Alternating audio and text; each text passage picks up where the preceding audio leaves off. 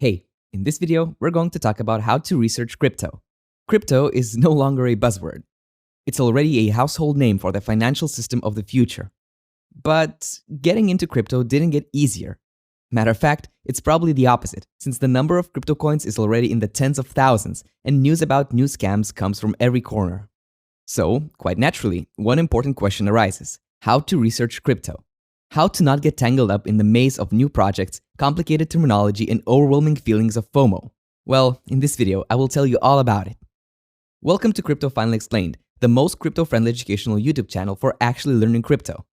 Here, I finally explain crypto topics using simple animations, visual doodles, and real-life examples, so no matter if you're 5 or 75, you'll be able to understand it. In this video, we're going to look into how to research crypto, what to research when buying crypto, how is this process done correctly, and what to concentrate on while doing your own research. Let's do this. First of all, ironically enough, even the word research requires some research. Here's what I mean. Let's say you're about to begin researching a new crypto project. Alright, where do you begin? These projects often have many layers to them.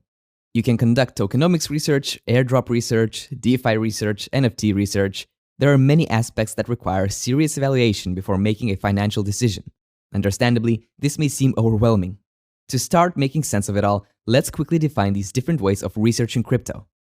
So, what's tokenomics research? In this context, the term tokenomics refers to inspecting the economic principles and the design of cryptocurrencies. Usually, tokenomics research consists of analyzing the coin's key characteristics. These are supply, distribution, utility, and, in many cases, governance. If you feel like you need to refresh your knowledge about these key indicators, be sure to check out my channel. I've got a video where I cover and explain these terms in detail. Okay, back to tokenomics research. Analysis of this kind lets users estimate the functionality of a crypto coin and whether it's well thought through. In many cases, it's easy to spot red flags immediately. Let's consider a well-known example. The tokenomics behind the infamous BitConnect scam made it clear that this project was up to no good from its very inception. The project promised high returns to investors, yet did not disclose how these returns were generated. In addition, the only utility for the token was investing in the BitConnect lending platform.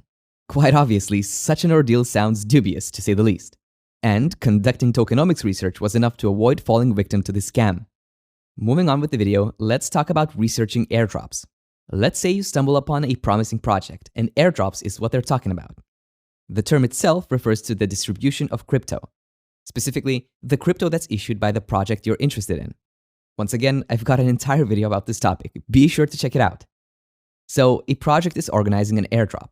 In order to understand whether it's a viable move and not just a cheap PR trick to attract attention, experienced users go and take a look at how this may affect the coin's tokenomics and its role in the DeFi ecosystem. This means analyzing how the airdrop will affect the coin's supply and demand and whether it will not cause a massive drop in its value. Imagine if an airdrop quadrupled the coin's circulating supply. The particular cryptocurrency would experience major inflation in the blink of an eye. I've mentioned that experienced traders take into account the project's role in the entire DeFi ecosystem. But how do they measure such a criterion? By conducting DeFi research. In its very essence, this means asking the big questions. It means evaluating the role of a particular project in the entire DeFi space. Does the project promise a solution to a problem that hasn't been solved yet? Does the project offer a real use case? Evaluating crypto projects based on their utilities sounds like a no-brainer. Yet, you'd be surprised how many projects have been created just for the sake of attracting investors' money. And, in many cases, they succeeded just because the creators knew how to cover the uselessness of their projects in hip, glittery buzzwords. As per usual, let's take a look at an example. Back in 2014, a new crypto was being introduced to the market. It was called Coinay. And yes, it was named after Kanye West. Quite obviously, this coin had literally zero utility and was built entirely to capitalize on the pun.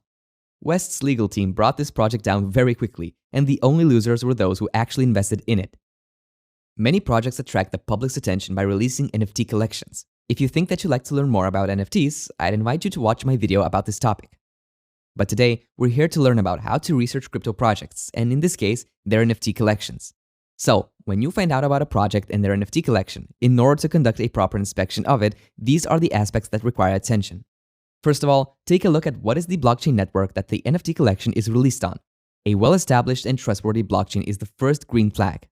It also allows you to evaluate whether the project will potentially face scaling, security, and similar issues. Other aspects include the people behind the project, whether they are industry insiders and not some inexperienced strangers. Then, evaluating the strength of the community is important as well. How many people engage with the project's communication and how buzzing the atmosphere is. The more people, the more accountability that the project developers hold.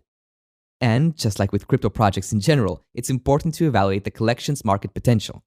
Does it have any perks and benefits that other collections don't offer? Is it a unique project or just a cheap attempt at cashing out at the expense of the uninformed beginners? As you can see, there are many different approaches and angles to researching crypto. But separately, they present only a partial look at a particular crypto project and how solid it really is. Therefore, let's see how to conduct proper research that allows you to evaluate the crypto project as a whole. Because it's easy to tell people to DYOR, do your own research, and it's way more difficult to present a coherent system of how that's actually done. But that's what I'm here for. So, let's say a new crypto project pops up in your newsfeed. It looks promising, revolutionary even. The temptation to invest in it is real. But is it legit? Time to do some research. What's the first step? Going on the project's website, seeing if it looks reliable, well thought through, and not shady? Wrong. This is what many investors do, and scammers are very much aware of that. Sometimes they put in the effort and create websites that look more legit and trustworthy than those of real, value creation-oriented companies. The first step, instead of going on the company's website, is to go and check out Telegram and Reddit. These places play the role of crypto research sites since this is where the under-the-hood talk takes place. Whether it's the official project's Telegram channel or just people discussing it on a tech-related forum, this is precisely where you could find the first signals that the project is, indeed, legit. The term social signals is something that's important to keep in mind while researching crypto. It refers to various indicators that let people know whether a project is actually talked about. Social signals represent the prevailing market sentiment, public opinion, and feelings surrounding the particular crypto project. If you can't find any social signals regarding a crypto project, it's an indicator that you shouldn't act in haste when it comes to making a financial decision. But how does social signal tracking look like? The good news is that there are platforms designed specifically for this purpose. One of them is the Bitdegree Social Signals and Traffic Tracker. Once you're on it, you select a crypto project of your choice, and all of the most recent social signal-related data is presented to you. You'll see stuff like stats from Twitter, Reddit, Telegram, trending posts, and such data as their website's traffic. Keep in mind that many fresh projects may not yet have enough data to be presented by the social signal tracker. But taking a look at the well-established projects through the tracker can give you an idea of what a healthy and trustworthy crypto project looks like. Okay, so what do we do when a project is so young and fresh that the social signal tracker is not enough for us to evaluate its potential? Well, we get ready to embark on the research journey. And the first stop is checking their social media. I've already mentioned the importance of checking out Telegram and Reddit as the primary sources of critically evaluated information regarding particular crypto projects. Then it's time for Twitter. After all, this is where everything happens. Yet, if you only take Twitter into consideration, you could easily miss out on serious technical projects. Many of them don't have a huge following and overly active social media presence. On the flip side, many new low-volume projects overemphasize the importance of their Twitter performance, and their self-promo content may flood your newsfeed. Therefore, it's important to keep in mind that just because a project knows how to build a Twitter following by posting nice pieces of content, it doesn't necessarily mean that this project is a valid one. Now, once you establish that a project is being discussed in various forums and has a valid Twitter presence, it's less risky to go to their website. And that's where you'll most likely find two key ingredients that will allow you to continue with your research. The first one is the company's white paper. A white paper is a document that emphasizes the technical side of the project, its features, goals, and potential. These documents are usually written by the core members of the project's team, and they can reveal a lot about how serious the project really is. In this context, white papers are like some kind of crypto research reports. A great example is the famous Bitcoin white paper, written in 2008 by the enigmatic Satoshi Nakamoto, entitled Bitcoin, a peer-to-peer electronic cash system. This document presented an idea which eventually became the foundation for the entire DeFi system. Those who read it and realized its potential were the ones who didn't hesitate to get themselves enough Bitcoin when its price was still in the cents. Apart from the technical details, white papers allow users to accurately evaluate the product's use case and how realistic it is to expect a demand for it.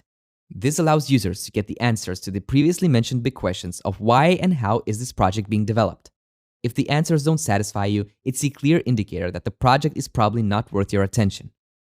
The second ingredient is funding. Usually, you'll be able to find this information on the project's website in the funding section.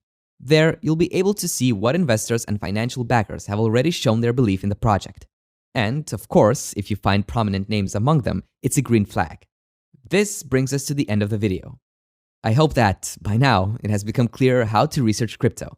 It's a vital part of being successful in this field. Therefore, it's essential that traders, and especially beginners, know where to start and avoid falling victim to scammers and zero-value projects. How do you do your crypto research? Do you have some suggestions, hints, or advice? What's the most common mistake that rookie traders make while researching crypto? Share your thoughts in the comment section below, like the video, subscribe to the channel, and I'll see you in the next one.